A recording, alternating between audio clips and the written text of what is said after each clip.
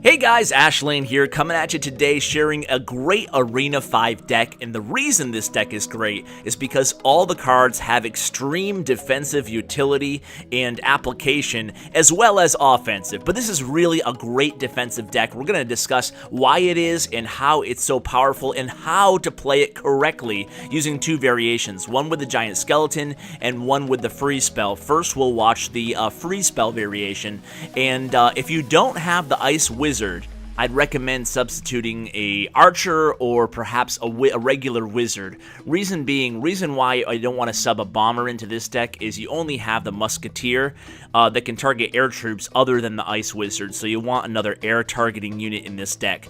Now, it's not just the cards that make this deck so special and unique, it's how you should play this deck, and that should be very defensively. That's the reason why I'm bringing it to you guys today. The idea behind this deck, and to be honest, the idea behind the majority of winning decks is you play a defensive game and you wait for your opponent to make a mistake. Manu's actually used this deck to get all the way to 3850 cups. 3850 cups as a level 10. That's really impressive, and he's done it, you know, when I ask him what's your secret, what's your trick, you know, to get there with these level cards, he says simply, I always play defensively and I react to my opponent, always, the entire match. And then if they make a mistake, if they overcommit to a push, for example, and Manu's able to defend it, then he capitalizes on that and makes them pay on the other end. So essentially, he's turning successful defenses into successful offenses. Look at right here. He's not playing anything right now, just being patient. He knows the opponent has the P.E.K.K.A. and the Dark Prince. Those are a lethal combination, so he wants to make sure he has enough elixir to be able to defend it. He also has the Hog in this deck, and that is the one offensive card. One little thing you just saw him do right there is put goblins on top of that elixir pump. Now, this deck does not have the elixir pump, hence it is a Arena 5 deck.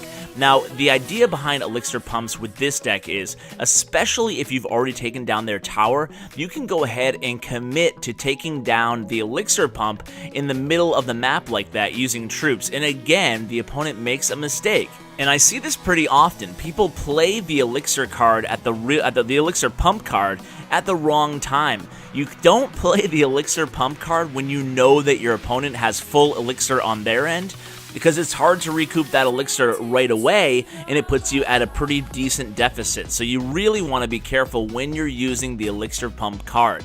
So now there's going to be a little bit of a rush on his right tower, but he really commits to that king tower, and he comes away with a 3 crown to no crown victory. So certainly this deck is very successful for Manu, and I've been using it a little bit here and there. In fact, I'm going to use it towards the end of this episode. Let's go ahead and watch another replay here. It says 3470 on Manu right now, but actually in real time in the game right now, he is at 3847 right now, so certainly use this deck to climb up another almost 400 trophies in the game.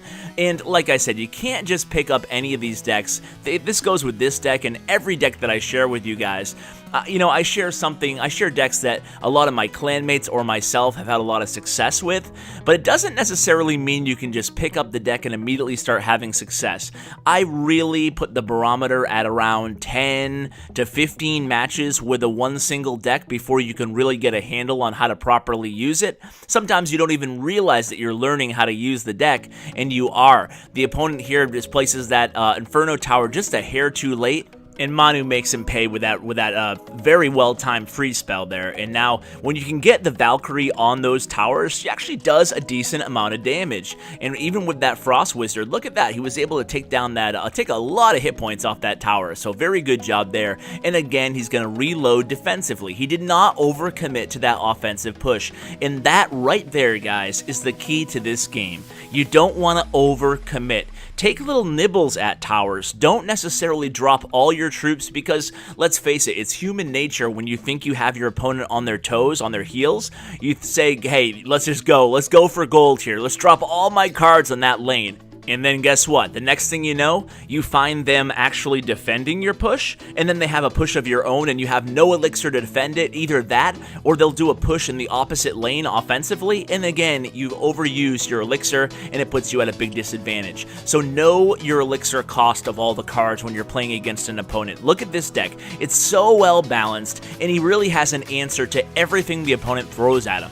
Again here, against a Musketeer, Valkyries do great. Valkyries are a great defensive troop, not only against the low hit point units, but against all types of different units, because they do a decent amount of splash damage in their AoE effect, and they have a decent amount of hit points. So Valkyries, you actually, I noticed, and even in TV Royale and top gameplay, Valkyries are seeing a resurgence of usage in the game. And whenever you see your opponent play the Princess, even if you don't have the Princess, it's very easy to learn how to counter it. Just use arrows. And make sure when you use your arrows, it hits the tower as well, because the idea here is that you're killing the Princess, who costs 3 elixir, your arrows cost 3 elixir, and you're doing a little bit of damage to the tower, so you're coming up a winner in that exchange. Now you can see that Manu here used a Hog very smartly there, actually in a defensive way. I said that the Hog is the only offensive troop, but that doesn't include kiting.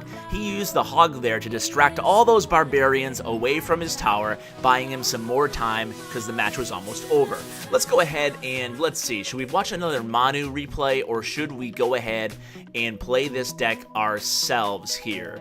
So let's go ahead and play it ourselves. Now, I actually like this deck with the Giant Skeleton instead of the freeze spell, but a lot of people prefer the freeze spell, and the freeze spell definitely has a lot of utility in this deck too. But I actually love the Giant Skeleton because it's great against, hey, decks like this, spawning decks, if it is indeed a spawning deck, because the Giant Skeletons can absolutely defend against tons of troops, allowing you to have plenty of elixir to spend on the opposite lane with their big bomb that they drop. You can actually get so much value off of them.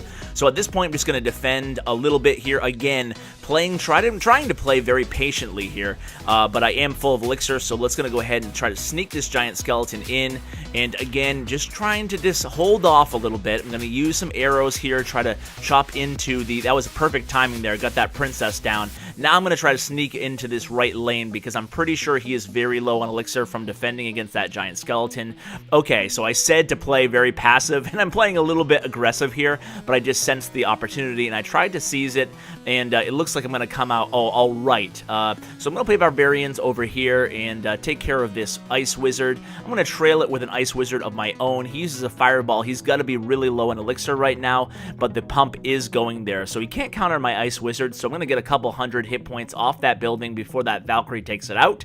Now we're just going to go ahead and recoup an elixir for a little bit here. Let's defend with a Musketeer, and here comes a Princess. Ooh, don't like the Princess there. We're going to have to drop some Goblins to counter her, and then maybe we can sneak in a Hog Rider over here. Let's see if he has an answer for it.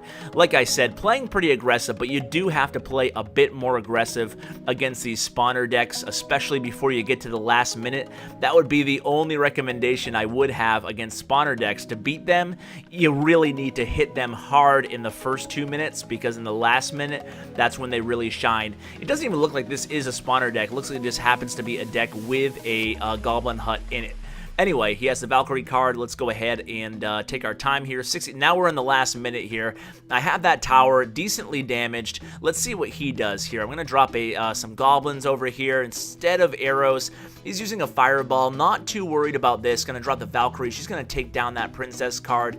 Now let's see if we can sneak in another Hog Rider here. And he drops a Hut at the same exact time. That's actually good for me. I'm going to take that Hut down. He's going to lose elixir in that deal, but for sure. And the Hog does make it to the tower, and almost takes it down. Let's use some arrows here and chop into the remaining hit points of that tower. Now we can just play defensively. So not exactly the replay I was hoping for, but hopefully it is going to be a win. 20 seconds left though. We can't rest just yet.